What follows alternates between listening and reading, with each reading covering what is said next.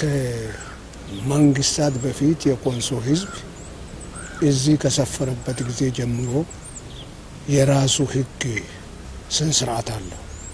የአስተዳደር ስነ ስርዓት አለው። የዳኝነት ስነ ስርዓት አለው። የእርቅ ስነ ስርዓት አለው። አጋጣሚ እርቅን በተመለከተ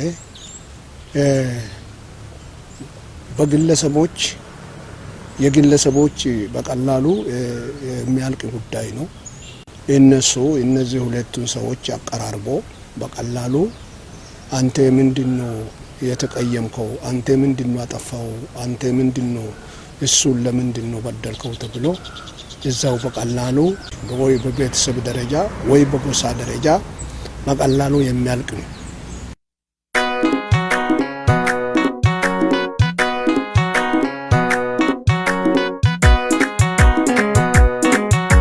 እና እንግዲህ ድሮ አባቶቻችን እርቅ፣ ሰላም ብዙ ባህል አላቸው። በተለይ በኮንሶ በእኛ ደረጃ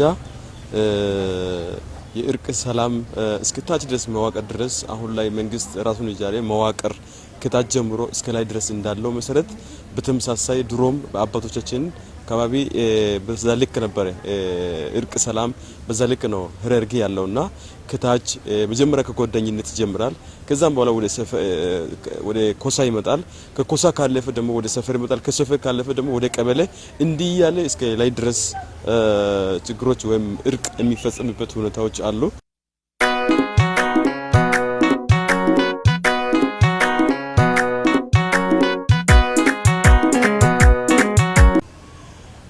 ለምሳሌ አንድ ቀበሌ ከሌላው ቀበሌ ጋር ሲጋጭ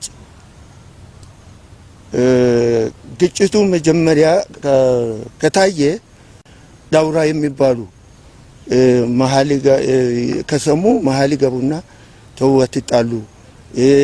ከጥል በኋላ ችግር ነው የሚመጣው። መፈናቀል ይመጣል፣ መሞት ይመጣል፣ ንብረት መውደም ይመጣል እና ይሄ ባይፈጸም ጥሩ ነው ብለው መሀላቸው ገብተው ወዲያው በእርቅ ይፈታል።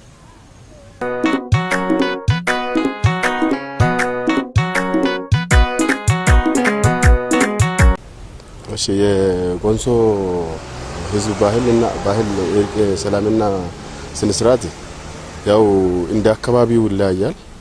በአካባቢ ላይ የተመሰረተና የህዝቡን አኗኗር የህዝቡን ባህል ያገናዘበ ነው እርቀ ሰላም የሚካሄደው።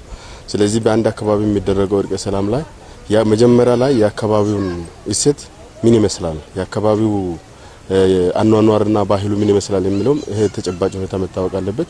የአካባቢው ተጨባጭና እሴቱ ከታወቀ በኋላ እርቁ ላይ ምን ያስፈልጋል፣ እነማን ናቸው የሚመለከተው፣ ማንንና ማንን ይመለከታል የሚለው ነገር ሰለክት ይደረጋሉ። መነሻው ምንድነው ነገር ከተጠየቀ በኋላ ለሁለቱም እርቅ የሚሆነው የጋራ ነጥቦች ያስቀምጣሉ። በዛ መሰረት ነው እንደ ኮንሶ በየአካባቢው ባህልና አኗኗር ዘይቤ መሰረት በእሴታቸው ያለውን አካባቢ ባህል ተገናዝበውና አኗኗሮችን የተገናዘበ ነው።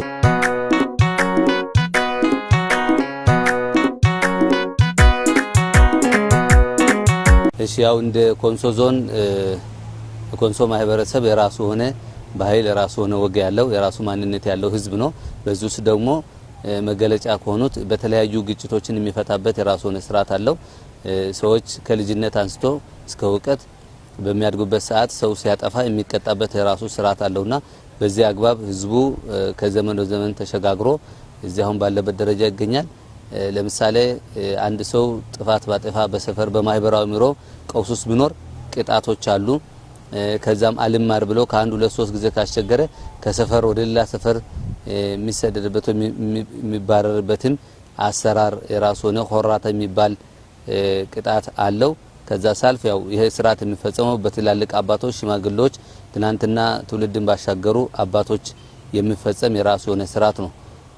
ቅጣቱ የባህሉ እንደዚሁ ደግሞ በተለያዩ መንገዶች ሰዎች አለመግባባት ሲፈጠሩ ጦርነት፣ ረሃብ፣ ችግር ሲመጣ እንደዚሁ ደግሞ ሰዎች በሰላም በተግባቦት እንዲኖሩ የሚያደርጉት የራሱ ሆነ ስርዓት አለው ይህ ማህበረሰብ።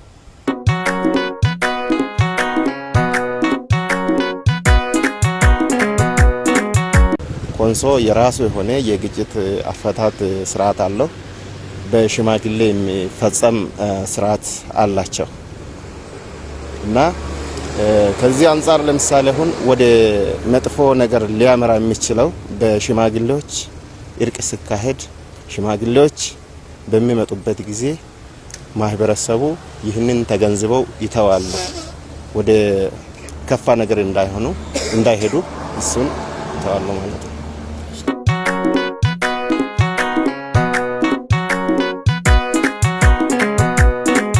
እሺ አመሰግናለሁ። የኮንሶ ባህላዊ የእርቅ ስነ ስርዓት እስካሁን ድረስ በቆየውበት በጣም ጥሩ ነው ብዬ የማስበው ለምን ኮንሶ ውስጥ በባህላዊ የእርቅ ስነ ስርዓት ሲደረግ መከባበር አለ። አባቶች ይከበራሉ። በተለይ ለእርቅ የሚጋበዙ አባቶች ባሉበት ሰው ውሸት ለመናገር አይደፍርም። ነገሮችን ለመካድ በጣም ይከብደዋል። ለምን ባህል በሰው አይምሮ ውስጥ ተቀርጾ መከባበር እንዳለበት ከህፃንነታችን ቀርጸን ያደግንበት ስለሆነ የሰውን ከበደለ አባቶች ይህን በድለሃልና በቃ የተበደለውንም ሰው አባቶች ተው ካሉ ከአባቶች ማለፍ አይችሉምና መከባበርን እዛ ውስጥ ተምሬያለሁ።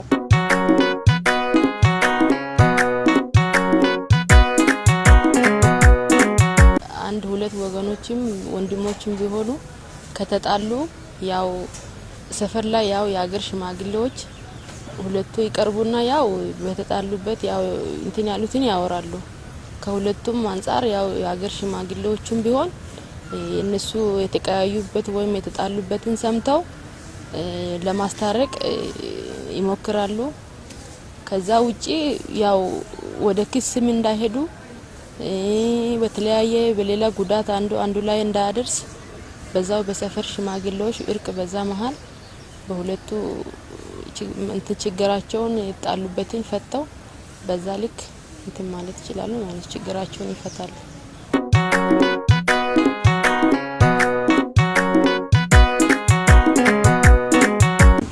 እንደ እዚህ ጋራቴ አካባቢ ዙሪያ ያለው አካባቢ የሚደረገው ምንድነው? መጨረሻ ላይ ይሄ ሁለተኛ እንዳይከሰት መሳሪያዎቹ ላይ መማማልም አለ።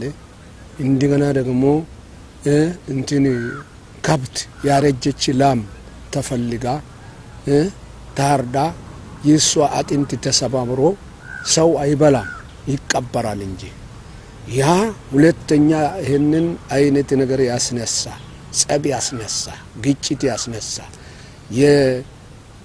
የላሚቷ ቅልጥም እንደ ተሰባበረ እንደዚህ ይሰባበራል ተብሎ ይማማላል።